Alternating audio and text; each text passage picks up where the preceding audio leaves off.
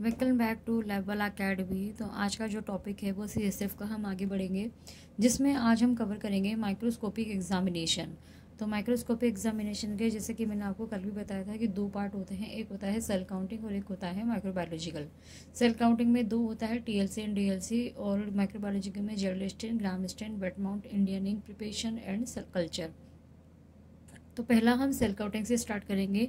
Total leukocyte count, TLC का मतलब होता है ल्यूकोसाइट तो आप सब लोग जानते ही हैं क्या होता है। तो ल्यूकोसाइट काउंट जो होते हैं, यहाँ पे हम ल्यूकोसाइट काउंट को चेक करने के लिए देखिए क्या करते हैं। तो normally lymphocyte present in CSF less 0 to 5 या 0 to 8 तक प्रेजेंट होती है क्यूबिक पर एमएम में इन फ्यू अमाउंट, ठीक है, यानी कि कुछ ही मात्रा में प्रेजेंट होती है या फिर होती भी नहीं है। सैंपल सीएसएफ स्पेसिमेन, यानी यहाँ पे जो अनसेंट्रीफ्यूज सैंपल है, अगर आपके पास 3 ट्यूब अवेलेबल है या आपके पास 2 ट्यूब अवेलेबल है, जो मैंने आपको कल भी डिस्कस करके बताया था कि अगर आपके पास 2 ट्यूब है तो 1 ट्यूब आप कल्चर में भेज सकते हैं, और 1 ट्यूब के अंदर अगर मटेरियल आपके पास अच्छा है सीएसएफ का तो आप उसको 2 पार्ट कर सकते हैं। एक होता है सेकेंडरी पार्ट और एक होता है अनसेंट्रीफ्यूज पार्ट। जो अनसेंट्रीफ्यूज पार्ट है उससे आप निकालेंगे बायोकेमिस्ट्री, और जो सेंट्रीफ्यूज पार्ट है उससे आप करेंगे माइक्रोस्कोपी। तो माइक्रोस्कोपी में माइक्रोबायोलॉजिकली और सेल काउंटिंग हम दोनों कर सकते हैं। इक्विपमेंट क्या चाहिए हमें टीएलसी करने के लिए?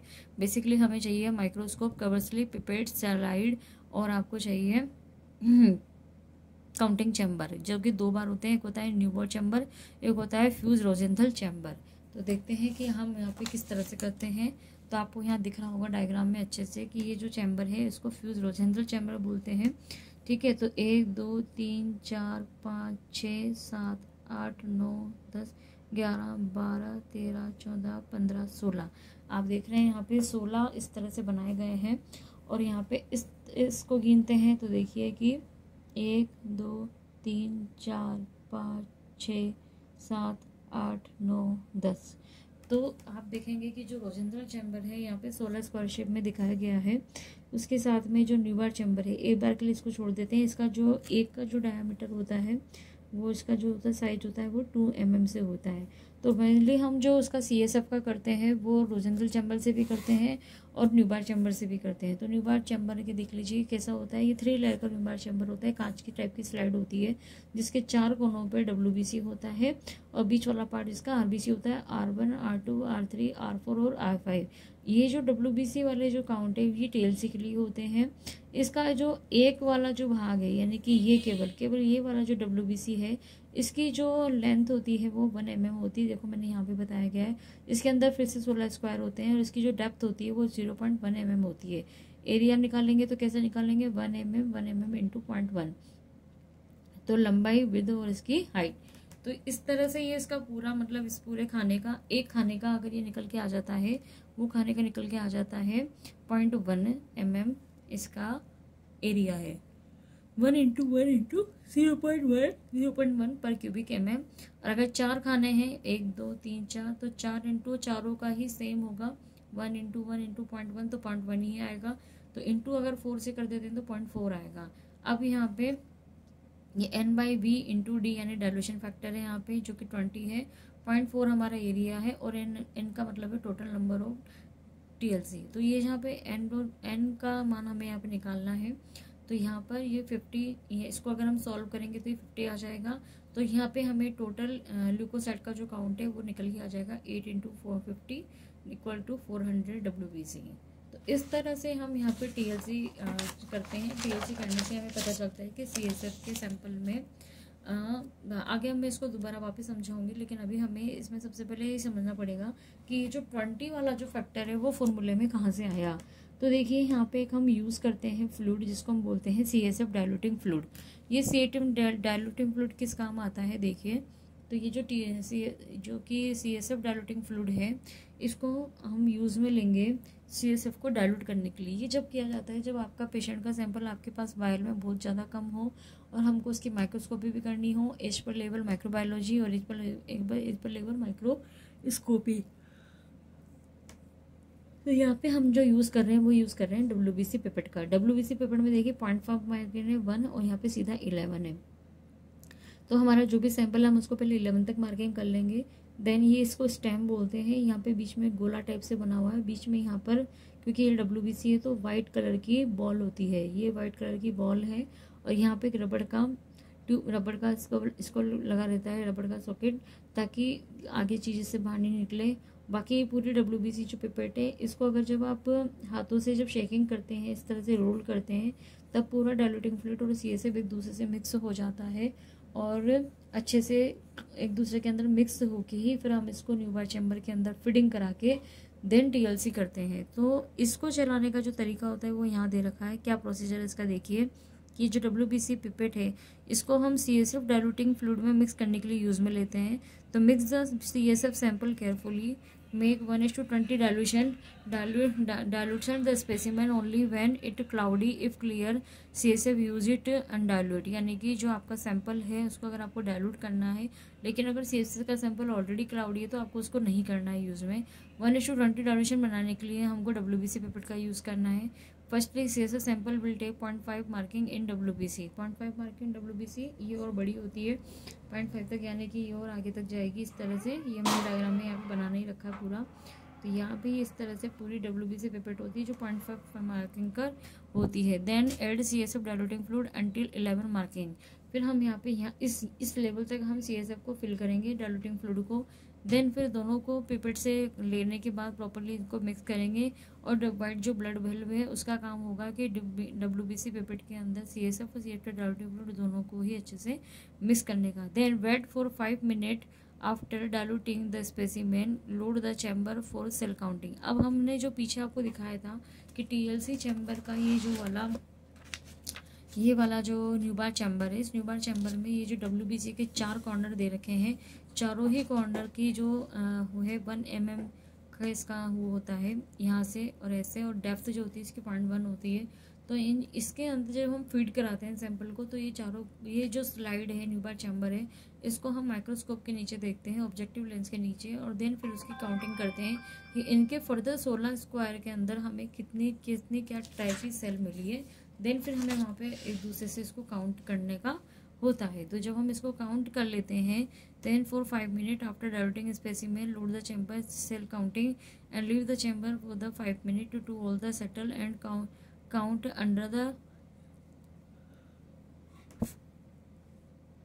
count under the low power objective 10x, then which cover count all the 9 square and 16 square। ठीक है, तो हम फाइनली वो जो मैंने आपको पीछे चैम्बर जो दिखाया है उसके जो 16 स्क्वायर है उसमें देखते हैं कि कहाँ पर हमको CSF के अंदर ल्यूकोसाइट्स दिखते हैं, जो टोटल ल्यूकोसाइट काउंट है वो दिखता है। उसके बाद हम इसको काउंटिंग करके N की जहाँ वैल्यू होती है उसको पुट कर लेते हैं। हमने वापस यहाँ अगेन फॉर्मूले से समझा रखा है कि नंबर ऑफ सेल काउंट्स जो कि हमें TLC चैम्बर के अंदर दिखे हैं, एरिया काउंटेड हमने कर रखा है 0.4 चारों कोनों का, डाइल्यूशन फैक्टर इसको 20 है, और डेप्थ ऑफ फ्लूइड। ठीक है, तो डेप्थ ऑफ फ्लूइड हर कोने की 0.1 है। अगर हम 4 से करेंगे, 4 कोने हैं तो 0.1 × 4 करेंगे तो 0.4 आ जाएगा। और यहाँ पे डाइल्यूशन फैक्टर 20 है और देन नीचे एरिया 9 है।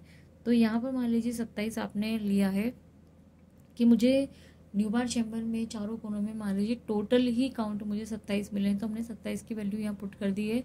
देन यहाँ पर हमने यहाँ पर जो लिखा है एरिया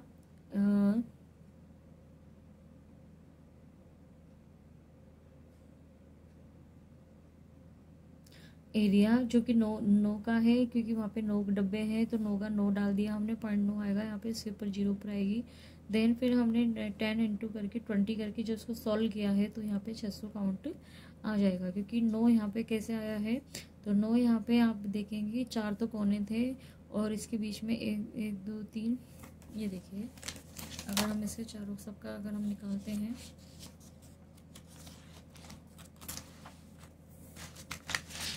1 2 3 4 5 6 7 8 9, ठीक है। तो 9 का हमने यहाँ पे फॉर्मूले के अंदर पुट कर रखा है।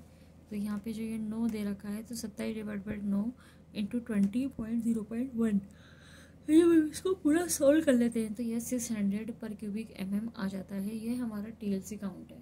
आगे देखते हैं DLC। तो DLC में जो डिफरेंशियल ल्यूकोसाइट काउंट होता है, sample having increased cell count differential count. जब हमें डिफरेंशियल काउंट करने की ज़रूरत क्यों पड़ती है, डिफरेंशियल काउंट क्या दिखाता है, जैसे WBC के 5 टाइप्स होते हैं, तो 5 टाइप में से जैसे कि neutrophil, basophil, eosinophil lymphocyte, monocyte, इस टाइप के उसके काउंट होते हैं। तो डिफरेंशियल का मतलब होता है कि कितने टाइप की और किस तरह से हमें दिखाई दी गई है ल्यूकोसाइट। तो वो कब करते हैं, जब आपका टीएलसी का जब वैल्यू जब 200 से ऊपर आता है, 400, 500, 300, 600, इस तरह की जब वैल्यू आपको मिलती है टीएलसी की, देन आप डिफरेंशियल में जा सकते हैं कि कौन सी ऐसी सेल है डब्ल्यूबीसी की जो आपको ज़्यादा दिखाई दे रही है। Prepare smear by using centrifuge sample and stain with Leishman stain. देखिए जैसे हम पीबीएफ की स्लाइड्स करते हैं स्टेन, सेम वही प्रोसीजर हमको यहाँ यूज़ करना है लीशमान स्टेन का, एंड जिम्टा स्टेन भी हम इसमें यूज़ कर सकते हैं। और देन उसको माइक्रोस्कोप में हम देखते हैं।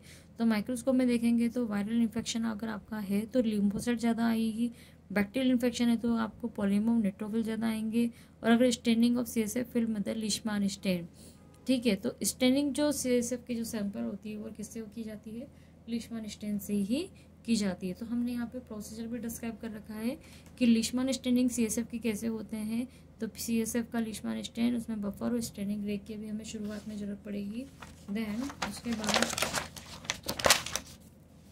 इसका आता है प्रोसीजर कि सीएसएफ के अंदर जो उसका प्रोसीजर है उसको किस तरह से स्टेन किया जाता है। तो make a smear on glass slide and air dry. पहले सबसे पहले ग्लास स्लाइड लेंगे, उसमें स्मीयर बनाएंगे, देन उसको एयर ड्राई कर लेंगे। Keep it scanning ray completely over, cover it with